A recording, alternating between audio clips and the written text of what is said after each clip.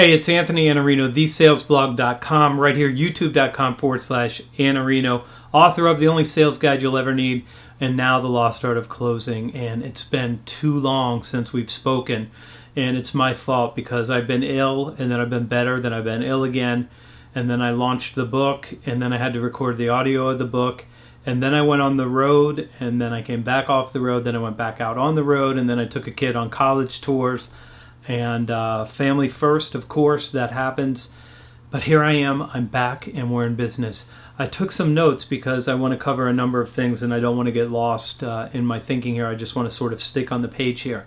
The first thing I want to talk about is book launches. Man, are book launches hard. You need a lot of attention, you need a lot of help, you need a lot of friends, you need a lot of work on social media, you need some guest posts, you need podcasts, you need all kinds of things to launch a book. And it takes a lot of time and a lot of energy, and it's still very, very difficult to do. So if you haven't seen The Lost Art of Closing, go out to thelostartofclosing.com. There are bonuses no matter how many books you buy. If you buy one, you're still getting invited to the Facebook Mastermind coaching. You're also getting the workbook, and the bonuses just go up from there. So go check that out. The second thing, I am absolutely stunned at the aversion that salespeople have to prospecting. And I'm not talking about new salespeople, I'm not talking about young salespeople, I'm talking about all salespeople, and particularly senior sales reps who have an absolute aversion to picking up the phone and calling prospects, or who think that it's someone else's job and that an SDR is supposed to be able to do that for them. And listen, we do two things in sales. We create opportunities and we capture those opportunities. It's both of those. It's not one of them. It's not just the capture. And there's no point in your career in sales where you graduate to the point where you're no longer responsible for actually creating opportunities. That's always your job, and you're a poor example to young people when you think, I've reached this certain level where I'm so good at capture that I no longer have to do creation. It's both of those things. And listen, if you're a senior rep, I appreciate that you've done the grunt work and you've done the hard work, but you're the best person to talk to a prospective client. You've got the business acumen. You've got the situational knowledge. You know how to talk to them. You know how to be a peer and sit across from a C-level executive and have a very high-level conversation about how they should think about changing their organization. You also have the chops that younger people are missing, and they need to see you exercise that so that they can mimic it and get better. And that's probably what happened to you and how you got better in the first place. So you have to prospect. I don't know what else to say about it. I just looked at a LinkedIn post. Tony Hughes, my friend, put it out there, and people are griping about the word cold call altogether, and it just makes no sense. It's what we do. It's part of what we do. That's it.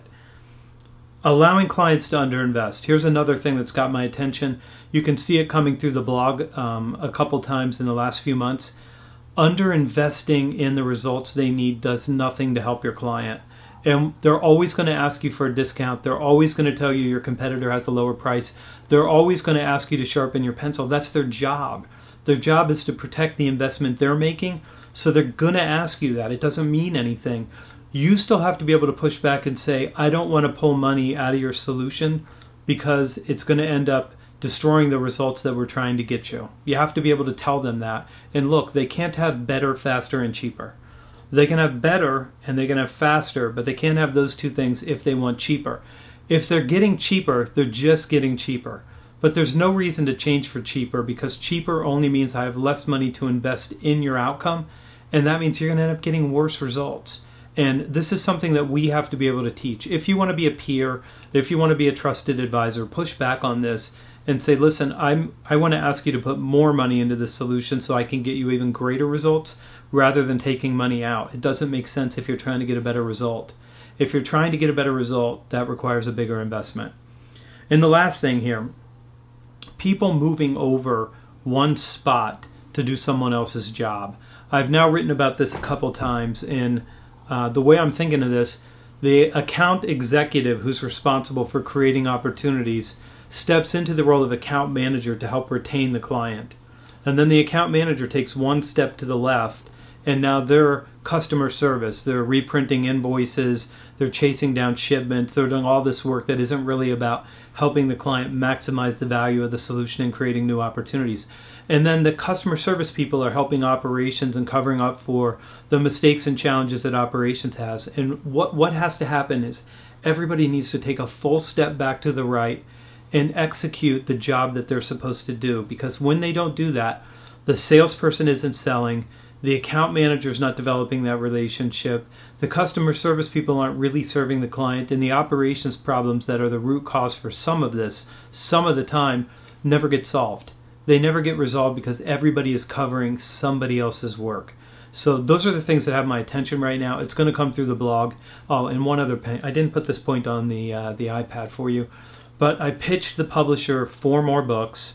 We're going to do a book a year, and I wrote down the outlines for every one of those books. I love all of them, but as I was doing it, I had another idea hit me just like that, and I love this idea. Now I fell in love with another idea, and I absolutely have to write this book, and you're going to love it if you're competitive and if you're somebody who is creating and capturing opportunities. That's the only hint I'm going to give you. You'll have to wait and see. It's coming, though. I'm going to do a book a year, so we're about a year away because this is August. We'll probably print that one next August or October. I'm Anthony Iannarino. Hit the subscribe button. This is Everyday.